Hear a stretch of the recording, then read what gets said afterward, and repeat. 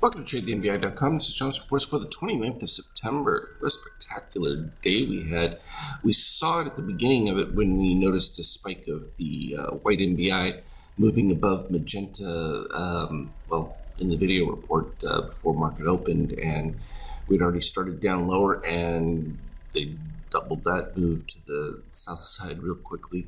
We can see a partial return coming back already right now. Not surprising, you can get a 50% move back up easily, and puts price right around the 50% marker, which is at 77.50, and at pre-market we're at 76. So that'll be the test, but still expressing weakness with that white, and we had a huge divergence between the S&P and the NASDAQ. We talked about filling this dip below the red line as a strong potential once that weakness developed. And we first saw it on the 50K on the previous day, and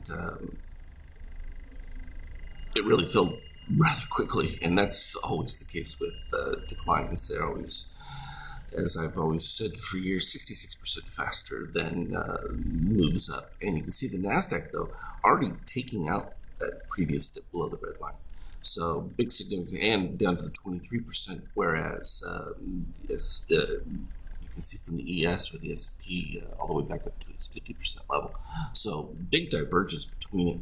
The fade down here, a little bit more bullish for a return from the NASDAQ. So maybe that tech-heavy portion can lift things back up. Again, continue to show the bond situation, which reflects the expectation for interest rates, and in this particular case, rising rapidly, at least in a short-term standpoint. As we've talked about before, the Eurozone just getting worse.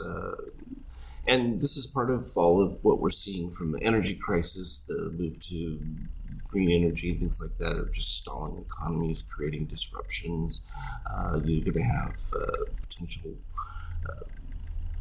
fuel shortages, and it's just escalating. And this is what I would call government overreach into private sector is really causing major disruptions. Oil, at least, pulled back quite a bit on a significant crude buildup, particularly at these prices too. You're going to start getting a lot more supply built into it because shale and all that will start turning up as over 40 a barrel. This is where they usually talk about profitability increasing from shale production. So that at least has a little bit of a softening effect, but the impact is already clear in that you're going to build inflationary pressures. From our Bitcoin, we saw that fade happen days ago, continued all the way through, and then started to turn around just a little bit here. This is pretty strong reading within that setup, but probably going to need to see continued market bullishness in order for it to come back to life. When we talk about that 50K, there it was from before when the short came. Actually, it was more middle of the day, not yesterday, but the day before, and just exacerbated itself through the open and never turned around really, except for a brief gap in there. But the white spiked above it almost immediately after getting that clearing and sent it right back to the lows, which satisfied that pretty darn fast, even by the next bar. And so then you had the turnaround, magenta never dipping below the yellow at that particular point. So there's already a little built-in strength going into that, and that's what we're seeing from this rise right here, reflecting that. So pretty much congruent with the readings. This is what it looked like intraday from the pre-market standpoint, and never really, we didn't even get a close over the 38%, and it pretty much just stayed consistent with that throughout a good portion of it. We had a little bit of midterm rallies going in between, but every time we did, it didn't take long before the turnaround pivots that put us right back down to lows as white spiked periodically throughout the session, just calling for revisits to the low, and then we started building up a little bit of momentum and had a couple of little breakout moves that eventually still produced the exact same readings that we look for from a short setup.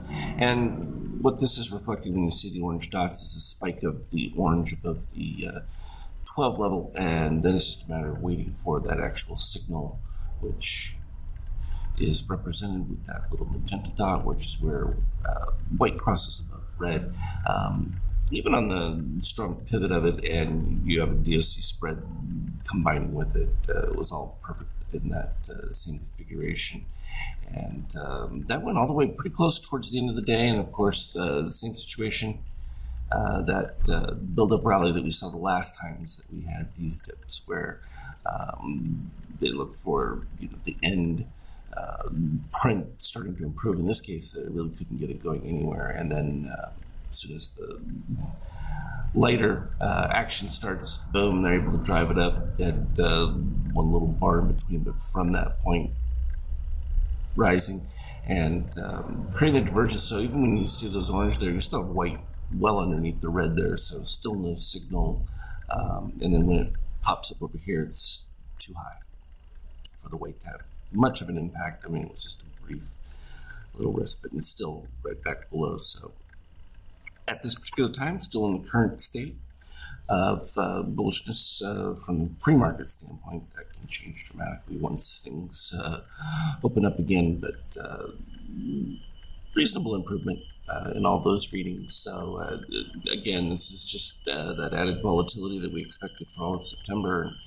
As that ends, October historically has been filled with drama, so definitely going to want to have indicator setups for next month. Those renewals will be coming up because we change months midweek here, and it should be an exciting next month as well as the end of this one. I think that there's just been increased volatility because the uncertainty of what's about to happen economically is starting to grow, and it's starting to be recognized by the bigger players that there's going to have to be some adjustments, because whereas we were rising with strict idea of inflation elevating price in general, now you have the concern of whether that's going to have a significant economic impact in the fact of a slowdown, which certainly would impact forward growth going forward. So even with inflation, if you don't have